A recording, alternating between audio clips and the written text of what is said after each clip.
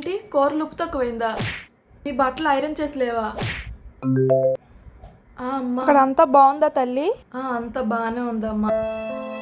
ఏయ్, ఏం చేస్తున్నావు అసలు? ఏం చేయట్లేదు, చెప్పు. నువ్వు అసలు మా అమ్మ నాన్నని పట్టించుకోవట్లేదంట. మీ అమ్మ నాన్నని పట్టించుకోవట్లేదా? హలో అమ్మా, వాళ్ళ అమ్మ నాన్నని పట్టించుకోవట్లేదని చెప్పి నన్ను కొడుతున్నాడు అమ్మా. అలాంటివన్నీ పట్టించుకోక అమ్మా, అడ్జస్ట్ అయిపో. సరేలే, మళ్ళీ మాట్లాడతాను, బాయ్. వస్తాయి, మన రెంట్ కట్టమని 4K ఇచ్చాను కదే, ఏం చేసావు?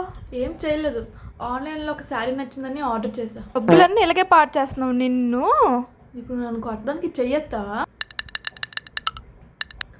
అమ్మా, వీడు నన్ను కొట్టి కొట్టి చంపేస్తున్నాడే. ఈ ఇంట్లో ఒక్క నిమిషం కూడా ఉండను, నేను మన ఇంటికి వచ్చేస్తాను అర్జెంటుగా. ఇప్పుడు ఏమంటావే, విడాకులు తీసుకుంటావా ఎటు కొంప తీసి? డివోర్స్ ఏం వద్దులే అమ్మా, ఒక 2-3 రోజులు మన ఇంటికి వస్తే ఈడే మారుతాడు.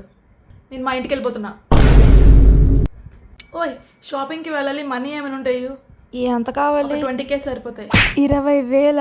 ఈ నెల కష్టం కానీ వచ్చే నెల అరేంజ్ చేస్తానులే. నెక్స్ట్ మంత్ షాపింగ్కి వెళ్ళు ప్లీజ్. 20,000 వేసి పిల్లని షాపింగ్కి పంపించలేవు, నీకెందుకు రా పెళ్ళి?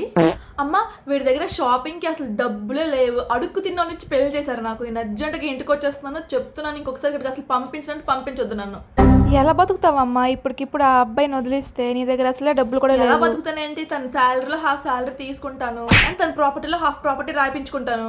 నువ్వు నాకు డివోర్స్ ఇవ్వగానే నేను నా జాబ్ మానేస్తా. అండ్ ఇంకా మెయిన్ ఇంపార్టెంట్ ఏంటంటే నా ప్రాపర్టీ అంతా మా అమ్మ పేరు మీద ఉంది, నా పేరు మీద ఏం లేదు. ప్రాపర్టీ అంతా మీ అమ్మగారి పేరు మీద ఉందా? ఇప్పుడు షాపింగ్కి డబ్బులేం అవసరం లేదు, నా దగ్గర బోల్డన్ని బట్టలు ఉన్నాయి. నెక్స్ట్ మంత్ షాపింగ్ చేద్దాం, నో ప్రాబ్లం. 20K అవసరం లేదు, 5K చాలు.